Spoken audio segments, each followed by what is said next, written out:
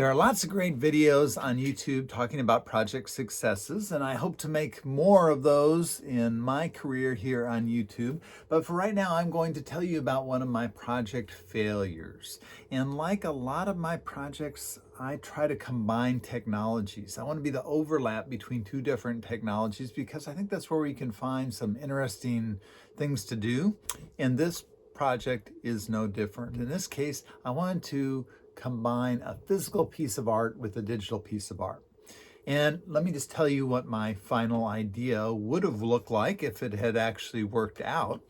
My idea was to have a piece of artwork that is made out of dice. These are actually individual dice that have been glued to this board. I'll tell you how I did that in a little bit.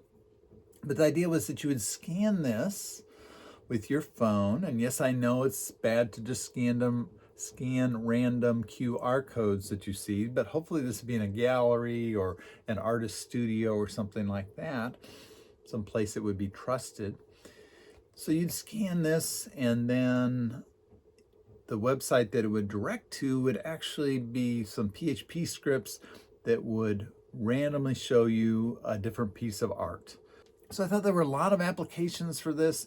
I was thinking about starting out by doing something with Beeple's art, where I could have this direct to a random piece of that digital artist's artwork, because you can download it all off the interwebs. However, this did not work. So let me tell you what I did, how I actually progressed, and kind of where I gave up. So the first thing I did on this project was I used ChatGPT to create a JavaScript that would create QR codes for me, because I didn't want to use any of the ones that were out there on the internet that actually direct you to some short URL or trying to do tracking or something like that. I just wanted a native QR code. I got that. I installed it on my website. I'll link it below. I'll also link below a really interesting video on how QR codes work, and you'll see why I didn't want to figure that out by hand, why you want to have a computer figure out your QR code for you.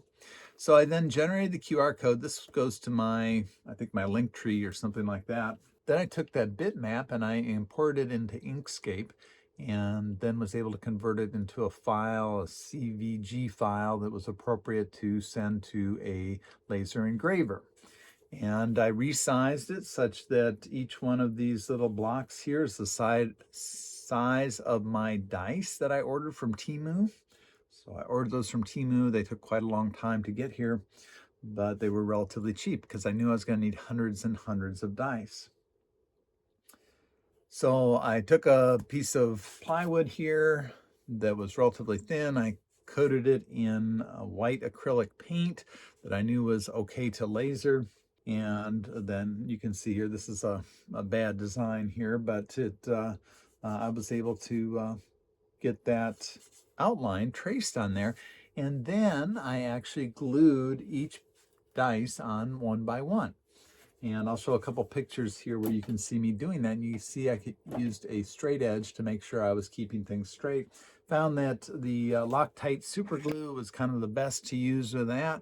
You could also use a hot glue gun, but it didn't work nearly as well. So I got these all on here, but the problem was that it doesn't scan well. It scans well with an app that's dedicated to QR code scanning, but it doesn't scan well with a phone's camera app, which is what most people are going to use. So I decided, well, maybe it's because the dice have the white, indications for the numbers here. And so I'll just fill those in and it'll work and it'll still look cool. Well, it still kind of looks cool, but it doesn't really work. I think the problem is the shadows that are cast both by the frame, because there has to be a little bit of space around it, as well as by the individual dice. And so it just doesn't quite work. I tried it as well with a larger frame. So this one here is a larger frame. I was hoping that by making this area bigger, it would work better. This one does tend to work a little bit better. You can see here I filled in a few of these, hoping I could get it to work a little bit better, but it still is not perfect. And it's not good enough for actually using this for the purpose I was intending. So I think it has to be pretty much foolproof in order to work the way I wanted. So that's about as far as I got on that. My next steps would have been to actually use ChatGPT to create some PHP scripts to randomly show a different piece of art when somebody hit that website. So that wouldn't be too hard to do.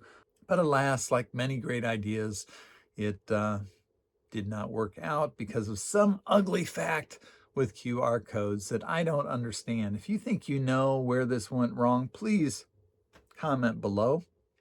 I'd really be interested to know, just in case I come up with something again in the future. My interest kind of waned and I moved on to something else with this particular project. Also, if you have any idea of what to do with 2,000 dice that I still have, please let me know in the comments below. I'd be interested in that as well. Please subscribe if you want to hear more of hopefully my project successes, my neat ideas that have actually worked, where we can bring this intersectionality to create something new and unique in the world. So thank you very much for watching.